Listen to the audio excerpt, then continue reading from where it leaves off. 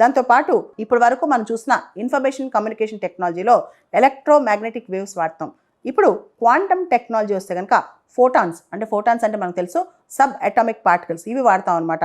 Quantum capability అనేది ఇతర electronic mode of communication కన్నా చాలా ఎక్కువ కేపబిలిటీ కలిది క్వాంటమ్. ఎందుకంటే అది ఫోటాన్స్ ద్వారా కమ్యూనికేట్ అవుతుంది కాబట్టి క్వాంటమ్ అనేది చాలా చాలా ఫాస్ట్ స్విఫ్ట్ మెథడ్ అనమాట. చాలా ఎక్కువ కమ్యూనికేషన్ కూడా ఎటువంటి ఇంటరప్షన్స్ లేకుండా క్యారీ చేయగలదు. అయితే క్వాంటంలో కూడా హై సెక్యూరిటీ కూడా ఉంటుంది క్వాంటమ్ మనం వాడితే కనుక. ఎందుకంటే క్వాంటమ్ ఎంటాంగిల్మెంట్ అనే కాన్సెప్ట్ మీరు వినే ఉంటారు. ఈ ఫోటాన్స్ అన్ని కూడా ఒక సింక్రనీలో వర్క్ చేస్తాయి అనమాట. దాంతో అసలు డిస్టర్బెన్స్ ఉండదు, దాంతో ఎటువంటి సెక్యూరిటీ బ్రీచ్ కూడా ఉండదు అనమాట. ఐఐటి ఢిల్లీ వాళ్ళు కూడా వైర్లెస్ క్వాంటమ్ కమ్యూనికేషన్ 1 కిలోమీటర్ పాటు ఎక్స్పెరిమెంట్ చేసి సక్సెస్ అయ్యారు. జనరల్గా క్వాంటమ్ కంప్యూటింగ్ కానీ క్వాంటమ్ కమ్యూనికేషన్స్ వీటికి సంబంధించి మనం క్వాంటమ్ కమ్యూనికేషన్స్లో ఎనలాగ్ మెథడే వాడతాం. అయితే ఐఐటి ఢిల్లీ వాళ్ళు మాత్రం వైర్లెస్ ఎక్స్పెరిమెంట్ చేసి 1 కిలోమీటర్ పాటు సక్సెస్ అయ్యారనమాట.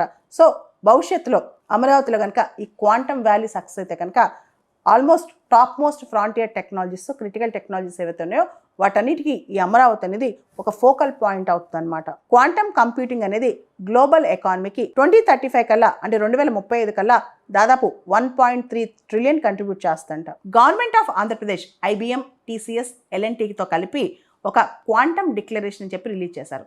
దానిలో 6 పిల్లర్స్ ఉన్నాయి. ఆ 6 పిల్లర్స్లో క్వాంటమ్ టెస్ట్ బెడ్ అనేది ఒక పిల్లర్.